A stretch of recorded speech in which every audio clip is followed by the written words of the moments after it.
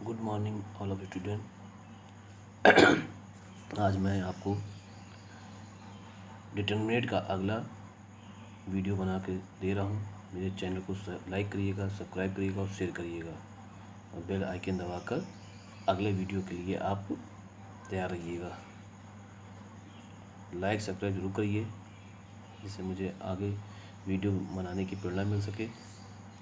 चलिए शुरू करते हैं। डिटरमिनेंट मैंने पढ़ाया था आपको, उसकी पहले एक्सरसाइज आपको कराई थी, को समझाया था कैसे उसका एक्सपेंडिंग करते हैं, यानी प्रसार कैसे करते हैं, उसकी वैल्यू कैसे निकालते हैं।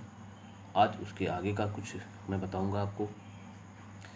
तो उससे पहले एक बच्चे ने कमेंट करके 2 क्वेश्चन पूछे थे। पहले उसके बारे में मैट्रिक्स के उसके बारे में मैं बता दूं।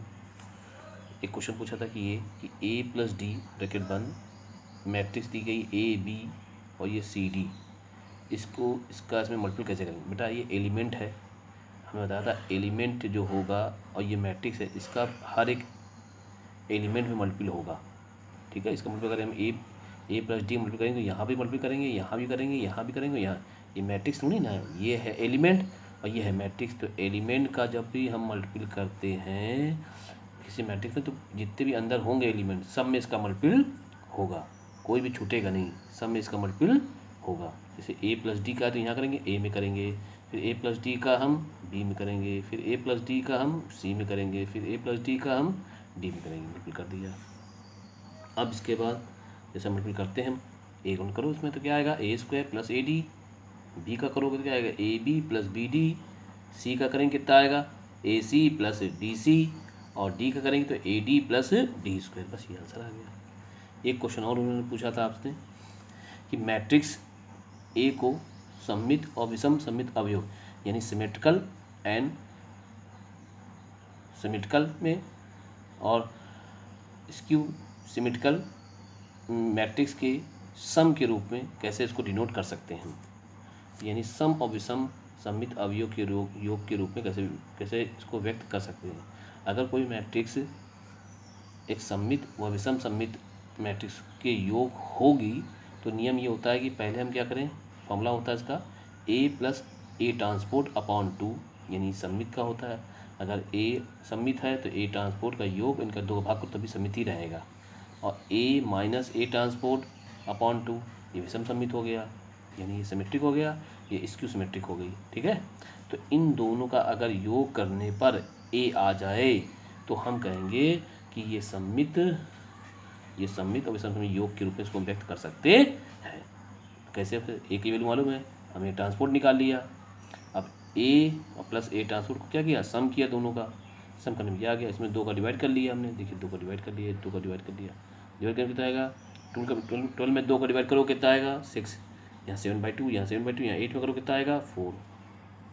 ठीक है, छोटा लिखा था समझ लीजिएगा है। ठीक है, फिर ए माइनस ए ट्रांसपोर्ट निकाला, यानी ए से ए ट्रांसपोर्ट हटा दिया तो ये आ गया। अब इसमें हम 2 का डिवाइड करें तो यहाँ 0, यहाँ -3/2, यहाँ 3/2 और यहाँ पर कितना आएगा 0 आ जाएगा। तो यही लिखा हुआ है देखिए। ठीक है, ये इधर लिखा हुआ है, थोड़ा देखिए कम थी इसलिए इसे कर दिया। अब इन दोनों का सम करो, भाई इन दोनों की वैल्यू निकाली आपने इनकी। अब इसका मुझे सम करना है तो इन दोनों का सम कर लो। सम करने में क्या ए आना चाहिए, तो भाई इन दोनों को मैं जोड़ा, देखिए 6 में 0 जोड़ो तो कितना आएगा 6, 7/2 में -3/2 लेस करोगे तो 7 में से 3 जाएगा कितना हो जाएगा 4, 2 कितना आ जाएगा 2 आ जाएगा। 7 और 3/2, 7 और 3 कितना हो जाएगा 10/2 क्या आ जाएगा 5, और 4 में 0 कितना आएगा 4। ये किसकी वैल्यू है, ए की आ रहा है। तो अतः इसको हम जो ये दिया गया है मैट्रिक्स, इसको हम सममित और विषम सममित के योग के रूप में व्यक्त कर सकते हैं।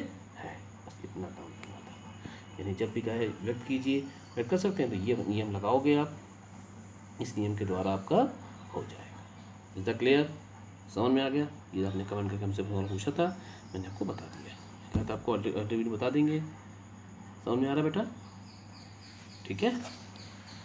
अब आगे देखिए, ये है डिटरमिनेंट का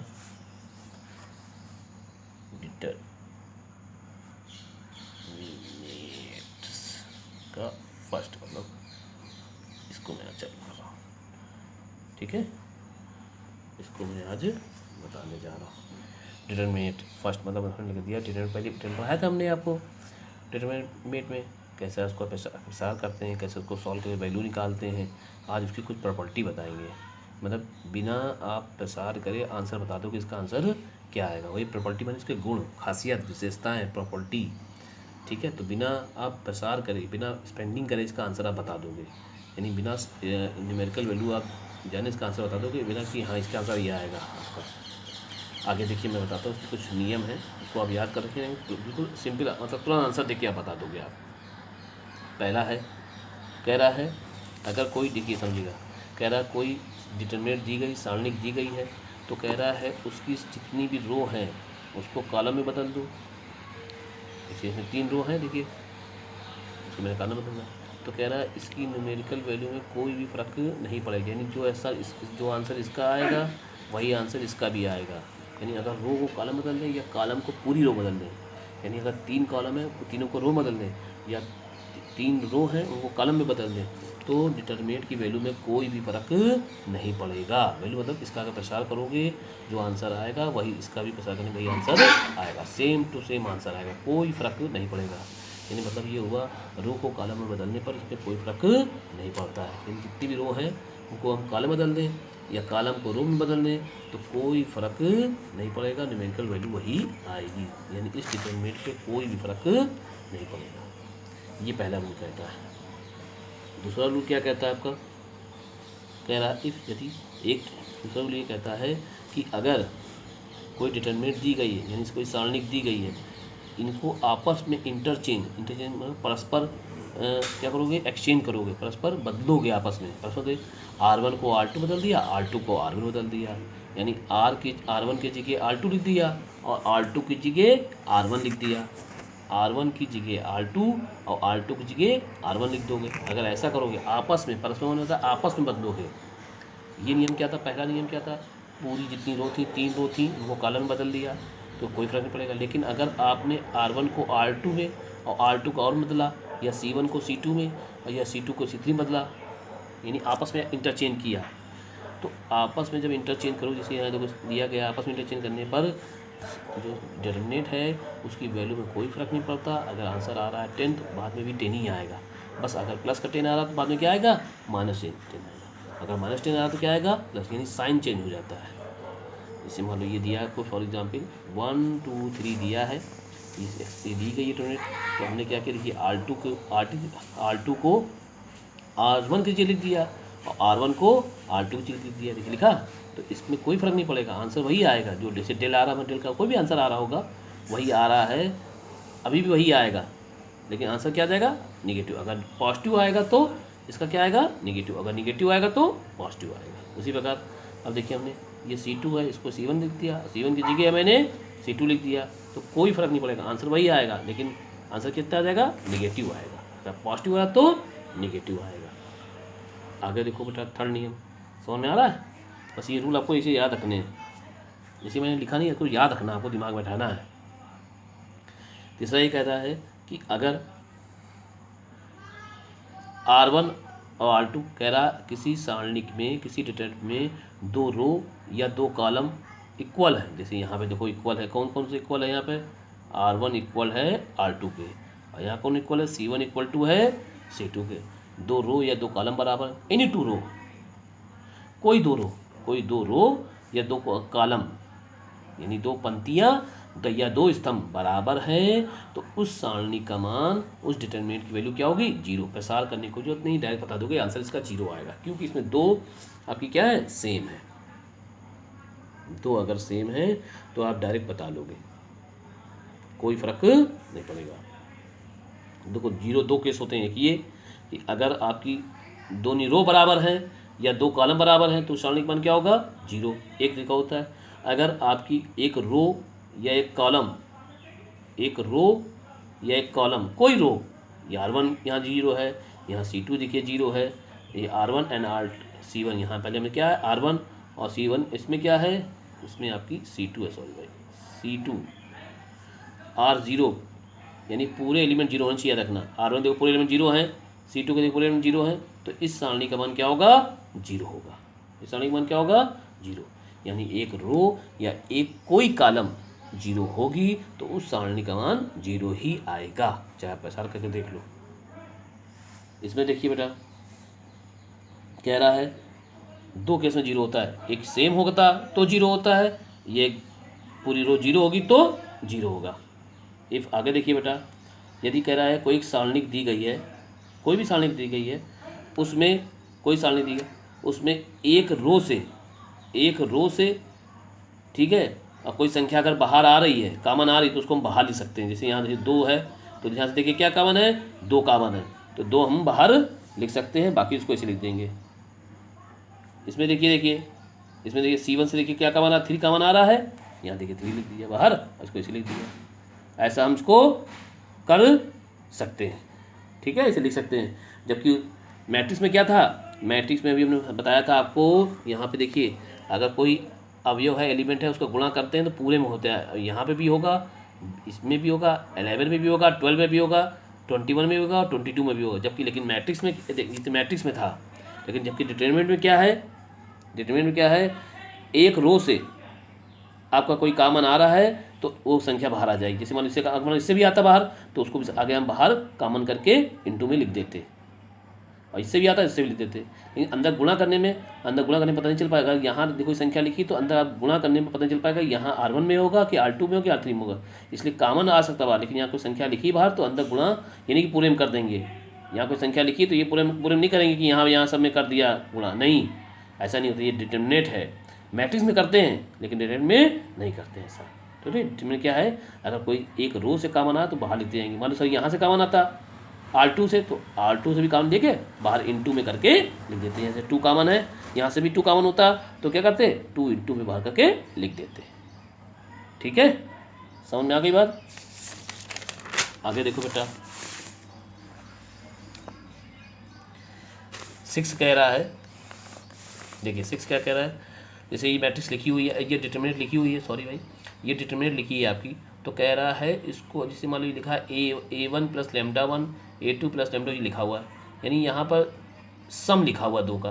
तो कह रहा है इसका अगर इसका एक्सपेंशन करोगे, एक्सपेंडिंग करोगे, इसको प्रसार करोगे आप, तो जो आंसर आएगा तो इसको अलग अलग करने पर भी वही आंसर आएगा, अलग अलग करने पर भी वही आंसर आएगा। तो मैंने इसको अलग कर लिया, A1 B1 C1 A2 B2 C2 A3 B3 C3 लिख लिया, और फिर देखो λ1 B1 C1 λ2 B2 C2 λ3 B3 C3 इसे लिख लिया। अब बीच में क्या अगर यहाँ प्लस लगा है तो यहाँ क्या लगा दिया प्लस, यानी इन दोनों का स्पेंडिंग करने पर, प्रसार करने पर जो आंसर आएगा, इन दोनों को जोड़ोगे वही आंसर इसका भी आएगा। तो इसका यूज़ क्या है, मतलब कहने का है इसका यूज़ ये है कि अगर आप इसका आंसर निकालने में हो सकता है प्रसार करने में दिक्कत हो, तो इसको ब्रेक करके ऐसे करके लिख लो, फिर अलग अलग प्रसार कर लो, फिर सम कर लो, तो आंसर वही आएगा। बस इतना मतलब है इसका, कि कभी कभी इसमें प्रसार करने में हो सकता है दिक्कत हो जाए, तो ऐसे ब्रेक करके अलग अलग प्रसार करके इनका सम निकाल लो तो यही आंसर आएगा। ठीक, बस ये और क्या होता है, आंसर निकालने में आराम रहता है, खाली इस प्रॉपर्टी का यूज़ है। आगे देखिए बेटा, जैसे मान लो ये दिया गया आपका, अब इसका प्रसार करने में बहुत टाइम लगेगा, तो मैंने क्या किया, x1 4 x2 5 x3 6 लिख लिया, फिर प्लस 2 1 4 3 2 5 4 3 6 अलग अलग लिख लिया। अब इसका प्रसार करना आसान होगा, इसका आसान होगा, फिर दोनों को जोड़ देंगे, आंसर वही आएगा। तो ये है आपका कुछ प्रॉपर्टी हैं आपकी, इनको आप याद रखिए। और भी प्रॉपर्टी हैं लेकिन उसका भी यूज़ नहीं है 12th में यहाँ पे आपका, और भी हैं आपकी लेकिन उनका यूज़ नहीं है यहाँ पे, इसलिए जिनका यूज़ है, जो हो रहा ज़्यादा, वही मैंने बताया है। और भी हैं प्रॉपर्टी लेकिन उनको मैंने भी नहीं बताया है, वो कमर्शियल लेवल की होती हैं, या इसमें भी नहीं है यूज़ अभी आपका, इसलिए मैंने नहीं बताया है। ठीक है, जो यूज़ है वो बता रहे हैं। आगे देखिए एलिमेंट्री ऑपरेशन, प्रारंभिक संक्रियाएँ। अब ये क्या होता है, मतलब इसमें कुछ आपको सॉल्व करने में अगर डायरेक्ट नहीं कि मुझसे कोई डिटरमिनेंट दिया गया है, कहेगा इसका मान वैल्यू निकालिए, मान निकालिए, तो आप डायरेक्ट प्रसार कर दो, एक तरीका ये। कभी कभी क्या होता है प्रसार करने में बहुत दिक्कत आती है, ठीक है, तो क्या करते हैं, कुछ ये एलिमेंट्री ऑपरेशन लगा देते हैं, इससे क्या होता है प्रसार करना आसान हो जाता है। इसका यूज़ इतना है कि प्रसार करना आपका आसान हो जाएगा, आंसर निकालने में आपको दिक्कत नहीं आएगी।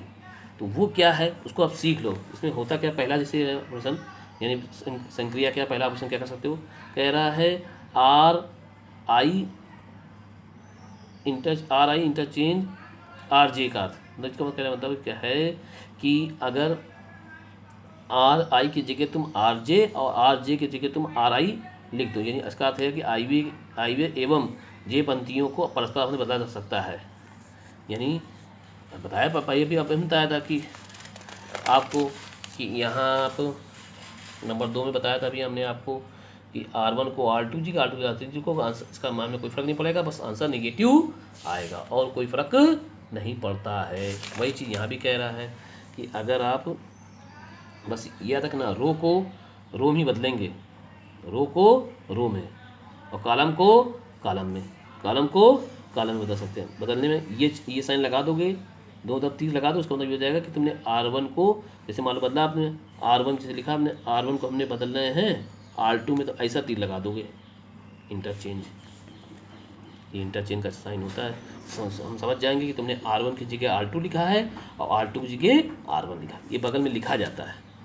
कोई क्वेश्चन सॉल्व करोगे तो यहाँ बगल में इधर लिखा जाएगा आपके, तो इससे हम समझ जाएंगे तुमने बदला है।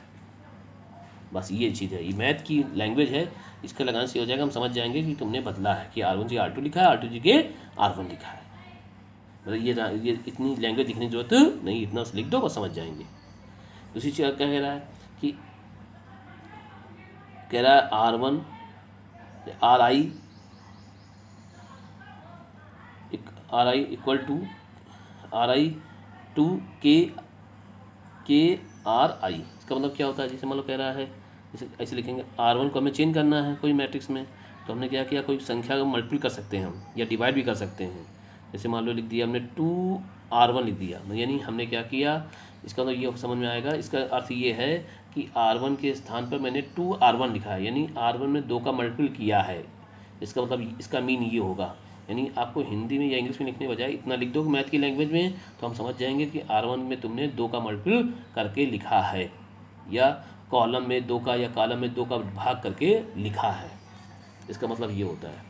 नंबर 3 संक्रिया क्या है, जैसे RI two RI plus KRJ। इसका मतलब ये होता है कोई मैट्रिक्स को अगर तुम्हें जैसे कोई R1 में कोई बदलाव करना है, तो R1 बदला हमने, तो हमने क्या किया, R1 में 2R3 जोड़ दिया, यानी क्या किया, R3 में 2 का मल्टीपल किया और R1 में ऐड कर दिया, या हम घटा भी सकते हैं, बस 2 काम कर सकते हैं। देखिए, और एक बात याद रखिएगा, R को R में ही कुछ होगा, यहाँ C नहीं ले सकते हो कि C को R में बदल दो, नहीं, R में होगा। यही मतलब कोई R2 में हमने या R3 में 2 का मल्टीपल करके R1 में जोड़ दिया, या R3 बदल दिया या R2 को बदल दिया, यानी R ही होगा, ये नहीं कि यहाँ पे R1 लिखा है यहाँ पे C1, ऐसा नहीं होता है। और याद रखिएगा कभी भी ऐसा भी नहीं होता है आपका कि C1 R1 मल्टीपल कर लिया और R1 चेंज, ये सब संख्या नहीं है, ये संख्या नहीं है, ठीक है, ये भी याद रखिएगा। तो बस कॉलम में मतलब R2 है, जैसे मान लो ये लिखा आपने C2 बदलना है, आपने क्या किया, C2 में C3 का मल्टीपल, C3 में क्या किया, 3 का मल्टीपल करके C2 में जोड़ दिया। एक चीज़ आ जाएगा, यहाँ C2 लिखा है तो C2 में ही आपको जो यहाँ जैसे C2 लिखा है, C2 बदलना है तो यहाँ पहले C2 लिखना, फिर घटाना जोड़ना जो भी करना, ठीक है। उससे क्या होगा, कभी कभी क्या होता है साइन निगेटिव आने लगता है, आप तब नहीं समझ पाओगे, तो अब ये याद रखना C2 यहाँ पहले लिखा तो C2 में ही हम घटा रहे हैं, C2 में ही बदल रहे हैं, यहाँ C2 पहले लिखना, यहाँ प्लस है तो कोई दिक्कत नहीं, माइनस में कभी कभी साइन चेंज भी होता है, तो इसलिए वो झंझट ना पाल कर यहाँ C2 लिखा है तो यहाँ भी C2 लिख देना, जो यहाँ लिखा वो यहीं लिखना, उसी में से कुछ घटाना है, उसी में कुछ जोड़ना है, ये याद रखिएगा। तो ये कुछ नियम हैं, इनको आप याद रखें, इनके नियम के आधार पर इसका यूज़ करके ही हम डिटरमिनेंट को सॉल्व करेंगे। अब जैसे मैं कुछ एग्जाम्पल बता रहा हूँ, फिर आप एक्सरसाइज लगाइएगा, मैं कुछ एग्जाम्पल बता रहा हूँ। अभी एग्जाम्पल बहुत हैं, इसमें अच्छे अच्छे एग्जाम्पल हैं जो इंपॉर्टेंट है, आते हैं। अभी मैं आपको सिंपल वाले बता रहा हूँ, आप एक्सरसाइज में लगाइएगा सिंपल वाले जो हो सके आपसे। 10-12 क्वेश्चन तो आपके 13 क्वेश्चन शायद दिए गए हैं, जो भी दिए गए हैं आपकी बुक में, राजस्थान वाली बुक में। बाकी अदरवाइज़ NCERT में दूसरे में ज़्यादा सवाल दिए गए हैं, तो पहले आप जो सिंपल वाले क्वेश्चन हैं वो लगाइए। जैसे ये क्वेश्चन दिया गया है, ये कह रहा है इस स्टेटमेंट की वैल्यू याद कीजिए, और आपसे भी लिखेगा कि बिना प्रसार करे, बिना स्पेंडिंग करे, यानी इसको जो फॉर्मूला होता है प्रसार करने वाला, ये है ना, R1 के रिस्पेक्ट में करना, उस समय नहीं करना है आपको, इसका आंसर डायरेक्ट निकालो इन प्रॉपर्टीज़ के द्वारा। बताइए जो प्रॉपर्टी हमने आपको बताई है, प्रॉपर्टी आपको ये बताइए यहाँ से 1 से लेकर, इसके बेस पे बताइए, इसके आधार पर इसका आंसर बताइए क्या आएगा। इसका स्पेंडिंग प्रसार नहीं करना है, प्रसार करके आंसर आपको नहीं निकालना है। चलिए देखिए बताते हैं बिना प्रसार। देखिए इसमें क्या करें, अब देखिए अब बिना प्रसार करके आंसर निकालने के केवल 2 ही तरीके हैं, 2 ऐसे हैं जिसमें बिना प्रसार करके आंसर आता है। वो तरीका क्या है, एक तो बताया था ये वाला कि अगर एक रो पूरी 0 हो जाए, एक कॉलम 0 हो जाए तो आंसर 0 आता है, या 2 रो या 2 कॉलम सेम हो जाए तो 0 आता है। तो इन 2 को ही नियम लगेगा, बस और कुछ नहीं लगेगा, इन 2 प्रॉपर्टी के अलावा कोई नहीं लगेगा। यानी कुछ ऐसा कर जाएं कि इसमें क्या हो जाए कि 2 रो कॉमन हो जाए, या 2 कॉलम कॉमन हो जाए, ठीक है, या एक रो पूरी 0 हो जाए, या एक कॉलम भी पूरी 0 हो जाए, तो आंसर इसका 0 आएगा। जब भी क्या है बिना प्रसार करके आंसर निकालिए तो आंसर 0 ही आता है। याद कर लीजिए कंडीशन के लिए क्या है, बिना प्रसार करके आंसर इसका बताइए तो आंसर कितना आता है, 0। अब देखिए जैसे इसका बिना प्रसार करना नहीं है, आंसर बताना है, तो हम क्या करें, या 2 रो को बराबर करें या एक कॉलम को 0 कर लें। अब देखिएगा ध्यान से मैंने क्या किया, इसमें अगर हम 8 का मल्टीपल कर लें, इस 8 का इसमें C3 में, और इसमें से घटा दें। देखिए मैंने जो काम कर, देखिए मैंने क्या किया, C3 में 8 का मल्टीपल किया और C1 से घटाया, तो चेंज करूँ जो यहाँ लिखा होगा उसी में चेंज होगा, जो पहले लिखा होगा उसी में चेंजिंग होगी, मतलब वही बदलेगा, बाकी सब ऐसे ही रहेंगे। तो लिखा C1 to C1 minus 8C3, इसका मतलब ये हुआ C1 को बदलना है और C1 में से हमें 8C3 घटाना है, ठीक है। तो देखिए 8 का मल्टीपल क्या आएगा, 8 6 जा 48, इसमें घटाओ कितना आ जाएगा 1, इसमें मल्टीपल 6 का कहता है 32, घटाओ कितना आएगा 7, यहाँ मल्टीपल 8 का कितना आएगा 8, 10 में कर जाएगा 8 कितना आएगा 2, बाकी को यानी C2 को C3 को ऐसे ही लिखें। यहाँ पे जो लिखा है आपने पहला, ये जो लिखा है तीर बनी तीर के पहले इधर, यही चेंज होगा, बाकी सब ऐसे ही लिखे रहेंगे एज इट इज जैसे लिखा है। अब हम जब इसे लिखा इसे करा तो हमें मालूम है ऐसा करने से, इस ऑपरेशन को लगाने से इस डेटा में कोई फ़र्क नहीं पड़ता है, कोई फ़र्क नहीं पड़ता। यही इसकी प्रॉपर्टी, यही खासियत है कि ऐसा चेंज कर लो और कोई फ़र्क नहीं पड़ता है। तो अब देखिए क्या है, जैसे करा हमने तो ये आ गया। अब हमने कहा सर C1 और C2 क्या है, देखिए सेम है, इन दोनों क्या है बराबर हैं, दोनों एलिमेंट क्या है बराबर। अगर बराबर है तो नियम ये कहता है, रूल ये कहता है कि अगर किसी डिटरमिनेंट में 2 रो या 2 कॉलम बराबर हैं, एनी 2 रो, तो उस डिटरमिनेंट की वैल्यू क्या होती है 0 होती है। आंसर कितना आ जाएगा 0। और समझिए देखिए ये भी लिखा हुआ है, इसको बिना हमें सॉल्व करना, बिना एक्सपेंड करें, यानी बिना प्रसार कर इसकी वैल्यू निकालनी है, तो मालूम आंसर 0 आएगा। तो क्या करें कि ये सेम तो बन जाए। देखिए 1 तो कहीं ये इसको कुछ नहीं करना है, हमने कुछ ऐसा कर देखिए करा, मैंने क्या किया, इस C1 में इन दोनों को जोड़ा। अगर मैं इनको जोड़ूंगा तो देखिए यहाँ पर ये क्या हो जाएगा, सेम हो जाएगा, A + B + C, A + B + C, A + B + C। तो अब यहाँ किसको बदल लें सर, इसको बदल लेते हैं हम। मैंने क्या किया, C3 बदलना है, C3 में क्या कर दिया C2, तो जो यहाँ लिखा है वही यहाँ लिखना, याद रखना बस, जो पहले लिखा हो, ठीक है, ये हमेशा याद रखना। तो C3 मैंने क्या किया, C2 जोड़ दिया, तो बदले कौन C3, तो वही लिख दिया C3 बदल। इसका मतलब ये होगा C3 बदल रहा है, तो C3 में क्या जोड़ रहा हूँ C2, तो यहाँ जोड़ो क्या आएगा A + B + C, यहाँ जोड़ोगे तो आएगा A + B + C, यहाँ जोड़ो क्या आएगा A + B + C, देखिए आ गया। अब हमें मालूम है किसी रो या किसी कॉलम में या किसी रो में कोई संख्या अगर कॉमन तीनों में एक से लिखी होती है तो उसको हम बाहर कॉमन ले लेते हैं, उसको वहीं कॉमन ले लिया, बाहर लिख लिया। अब यहाँ क्या चाहिए, कॉमन ले लो तो क्या चाहिए 1 1 1 1 1 लिख लिया। फिर यहाँ देखा हमने ये क्या है C1 बराबर C3, इसका क्या आएगा आंसर 0। अब इसका 0 आएगा भाई, ये तो एलिमेंट है A + B + C, है ना, और इसका आंसर कितना आएगा 0 आएगा। और गुणा करने में कितना आ जाएगा 0 आएगा, ठीक है, गुणा करने में कितना आएगा, अगर मैं इसका यहाँ गुणा करूँगा तो इसका गुणा करूँ कितना आएगा 0 आएगा। इसलिए हमने कहा C1 = C3, इसलिए डिटरमिनेंट वैल्यू क्या आ गई 0। और देखिए कह रहा है इसका भी आंसर निकालिए आप।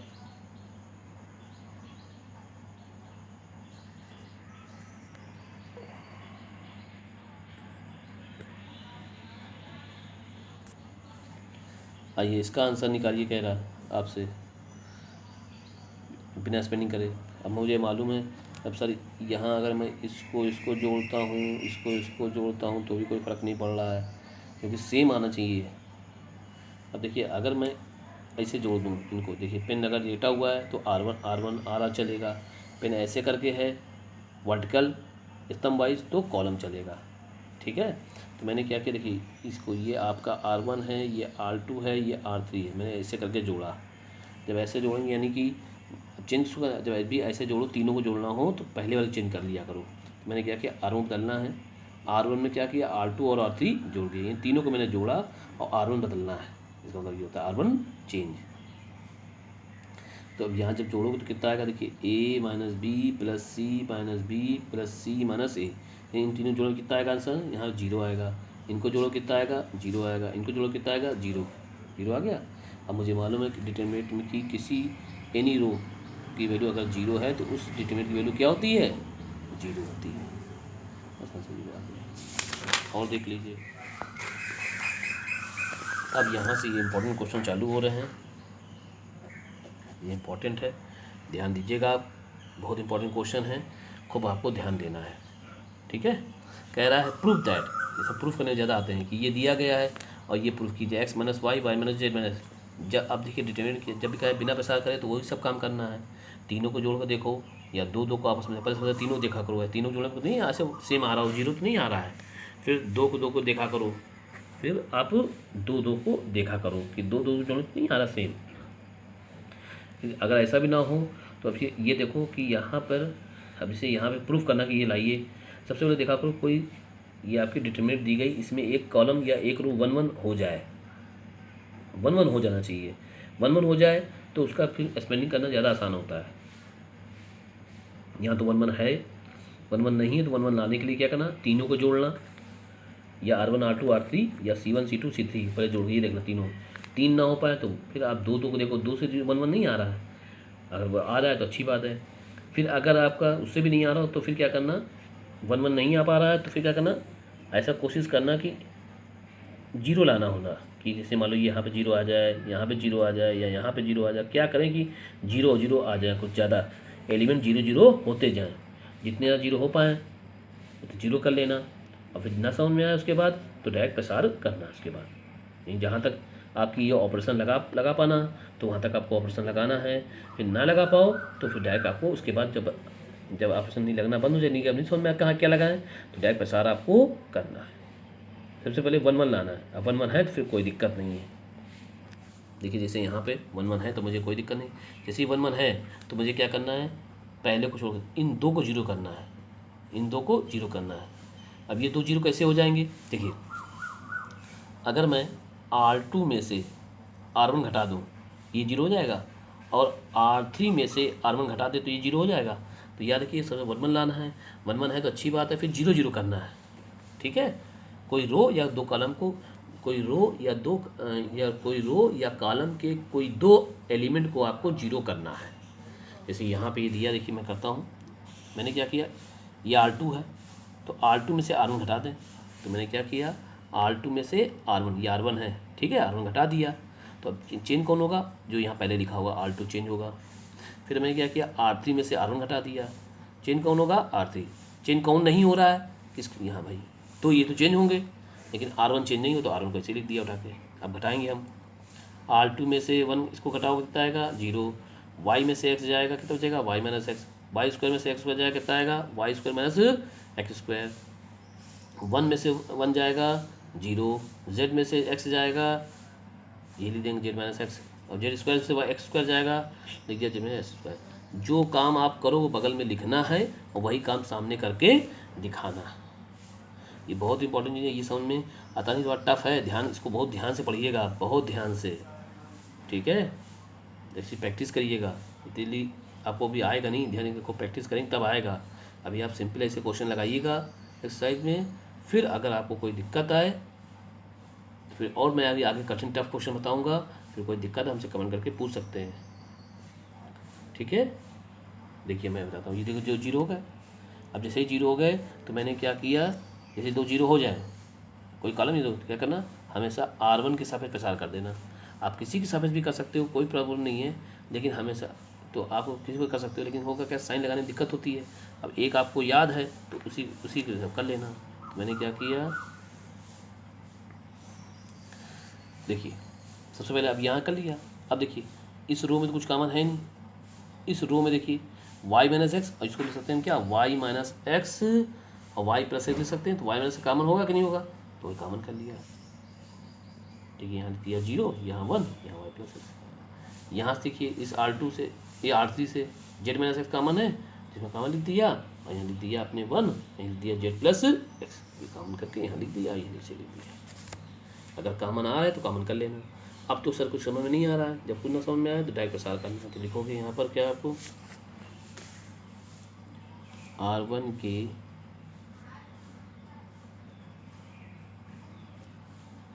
सापेक्ष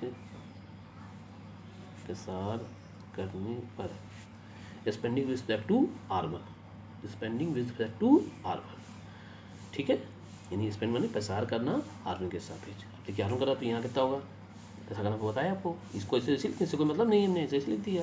यहाँ लिखेंगे 1, तो देखिए फिर जब 1 लिखेंगे तो क्या होगा आपका, ये खत्म हो जाएगा, ये खत्म हो जाएगा, बचेगी इसका मतलब यहाँ करोगे तो z प्लस एक्स, फिर माइनस लगाएंगे, इसका मतलब यहाँ करेंगे, ये देखिए लिख दिया मैंने। फिर दूसरा क्या होता है माइनस का, फिर देखिए यहाँ करोगे ये खत्म, ये खत्म, इसका मतलब यहाँ करो 0, इसका करो 0, फिर यहाँ प्लस का होता है, ये लिख दिया, फिर इसका मतलब यहाँ करा, इसका यहाँ करा, तो क्या हो जाएगा 0। इसीलिए हम 2 0 कर लेते हैं कि जिससे हमें कैलकुलेशन में आसानी रहे, और कोई प्रॉब्लम और कोई प्रॉपर्टी का यूज़ नहीं, बस ये यूज़ है थोड़ा कैलकुलेशन में हमें आसानी रहती है, हमें प्रसार करने में दिक्कत नहीं होती है। ना समझ में आया तो सर में ये नहीं लगा, डायरेक्ट प्रसार कर देना, कोई प्रॉब्लम नहीं। कि होगा क्या, फिर मल्टीप्लाई करने में बहुत दिक्कत आएगी आपको।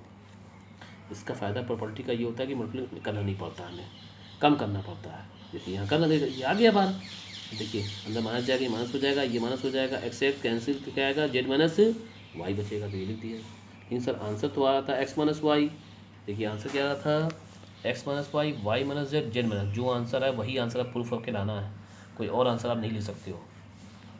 x माइनस वाई आ रहा है सर, यहाँ तो आ रहा है यहाँ, लेकिन यहाँ y माइनस एक्स आ रहा है, तो मैंने क्या किया माइनस कॉमन कर लें, मैंने माइनस कॉमन किया तो माइनस बाहर आ जाएगा, माइनस बाहर आया, ये हो जाएगा x माइनस वाई। सर आपने तो प्लस लिखा है, पर देखो पहले मैंने माइनस ही लिखा है, पहले हमने क्या लिखा है माइनस 12 है, इसे लिख दिया माइनस, ये लिख दिया एक्स माइनस वाई, फिर क्या होना चाहिए वाई माइनस जेड, सर यहाँ जेड माइनस वाई है, तो यहाँ माइनस कॉमन आएगा, एक माइनस यहाँ से, एक माइनस यहाँ से क्या हो जाएगा प्लस हो जाएगा, इसलिए मैंने यहाँ पर प्लस लगा दिया, ठीक है। और ये जेड माइनस ये प्रूफ करना था, ये देखिए आ गया, समझ में आ गया, कोई प्रॉब्लम तो नहीं। हाँ थोड़ा टफ है, इसको आप प्रैक्टिस करिएगा, ठीक है। और अभी अच्छे क्वेश्चन हैं, उनको मैं अगले वीडियो में आपको बताऊंगा, एक वीडियो में तो कंप्लीट नहीं हो पाएगा, ठीक है, थोड़ा लेंदी है ये एक्सरसाइज, और यही एक्सरसाइज लास्ट एक्सरसाइज है, इसके बाद ये चैप्टर क्लोज हो जाएगा। इसके बाद आपको विविध प्रश्नों वाली और इसकी जो मिसलेनियस वाली है, और ये एक्सरसाइज की लगानी है आपको। अब इसमें जो जितने में मैंने टाइप बताए आपको क्वेश्चन, इस टाइप के क्वेश्चन आप सिंपल वाले लगाइएगा, बिना प्रसार करके आंसर निकालना, ठीक है। या ये सिंप्लीफाई वाले, इसे प्रूफ करने वाले सिंपल वाले क्वेश्चन जो है मैंने आपको बताए हैं, ये आप कोशिश करिएगा, ठीक है, ये कोशिश करिएगा। आ जाए तो अच्छी बात है, नहीं आए तो फिर मैं बताऊंगा आपको, क्योंकि नहीं है आपसे पूछ लीजिएगा, कोशिश करिएगा, क्योंकि क्वेश्चन हो सकता है टफ भी है बीच में, तो जो सिंपल है क्वेश्चन वो आप कर लीजिएगा, बाकी भी और भी है, अभी और बताना है, अभी मैं और एग्जाम्पल आपको बताऊँगा, तब फिर जो आगे टफ वाले क्वेश्चन वो भी आप कर लें, वो अगले वीडियो में बताऊँगा आपको, ठीक है। तो आप सबसे पहले इसको खूब ढंग से पढ़िएगा, प्रॉपर्टी ढंग से याद रखिएगा, तभी आप आके क्वेश्चन कर पाओगे।